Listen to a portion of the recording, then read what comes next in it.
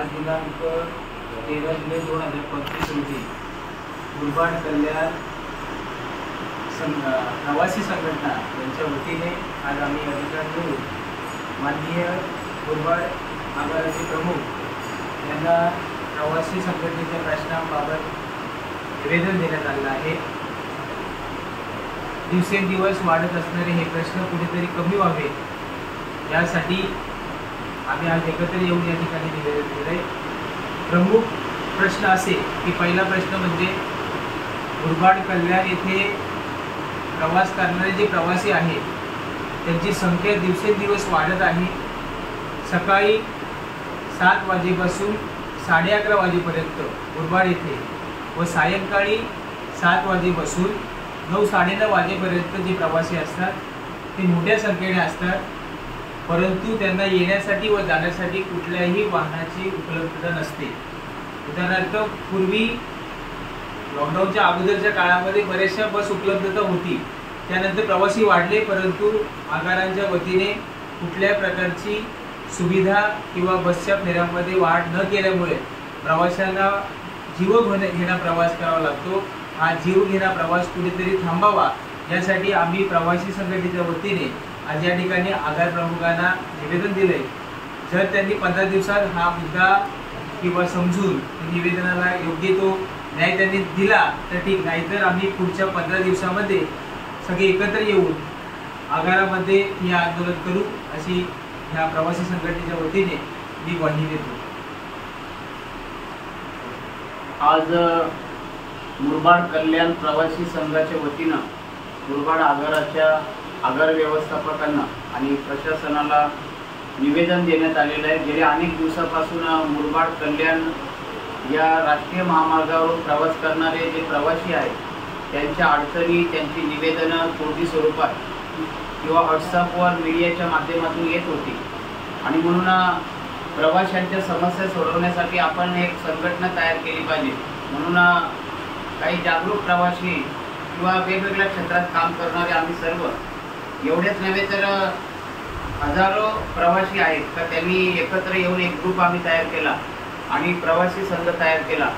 या प्रवासी संघाच्या माध्यमातून मुरबाड कल्याण या नॅशनल हायवेवर प्रवास करणारे नवे तर मुरबाड तालुका जो या मुरबाड आगाराच्या अखत्यारीमध्ये येतो, या ठिकाणी असणारे आदिवासी पाडे असतील, गावं असतील किंवा डोंगर कपारीतली गावं असतील, मुरबाड तालुक्यातली गावं असतील, या मुरबाड तालुक्यात असलेली बस व्यवस्था या संदर्भामध्ये आज मुरबाड आगाराला या ठिकाणी निवेदन दिलेलं आहे आणि या निवेदनाची दखल जर मुरबाड आगाराने तात्काळ घेतली नाही तर उपोषण, मोर्चा आणि ठिय्या आंदोलनाच्या माध्यमातून आमचा पाठपुरावा भविष्यामध्ये चालू राहणार आहे।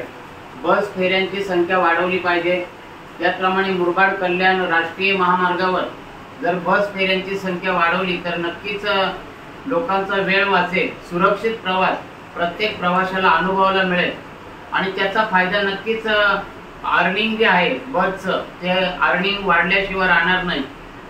आणि मुरबाड कल्याण प्रवासी संघाच्या माध्यमातून मुरबाड आगाराचे जे प्रमुख आहेत मुसळे साहेब आणि त्यांचं प्रशासन यांनाही आमची विनंती आहे की आपण मुरबाड तालुक्यातल्या प्रवाशांच्याकडे आणि मुरबाड कल्याण प्रवास करणारे जे प्रवासी आहेत तर ज्यांना एखादी बस जर लागली कल्याणला तर त्याच्या पाठीमागे धावत सुटावं लागतंय।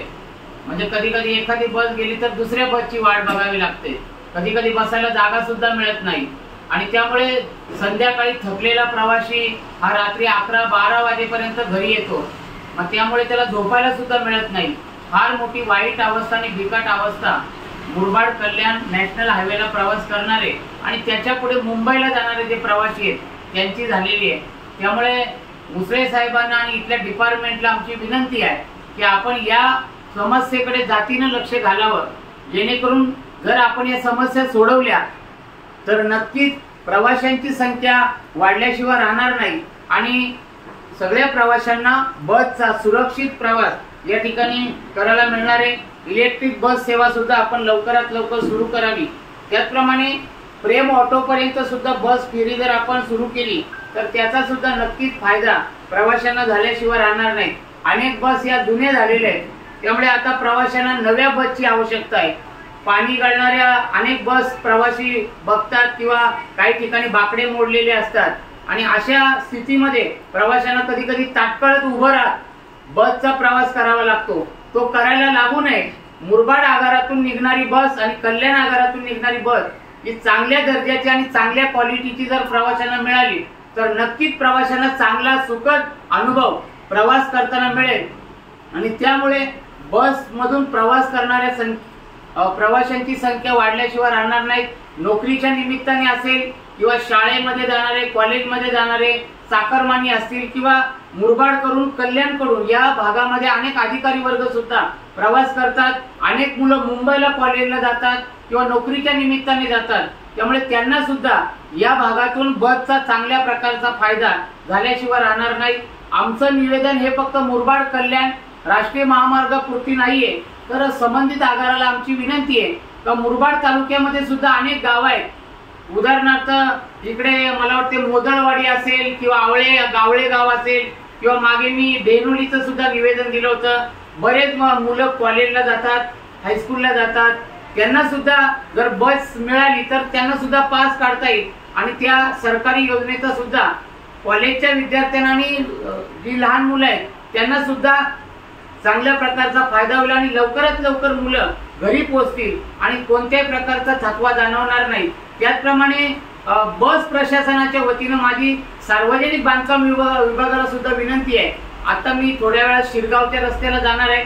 अनेक ठिकाणी मोठ्या प्रमाणामध्ये खड्डे पडलेले आहेत आणि खड्डे पडल्यामुळे बसचा मेंटेनन्स जो आहे तो मोठ्या प्रमाणामध्ये वाढतो आहे आणि त्यामुळे चालक असेल किंवा वाहक असेल यांना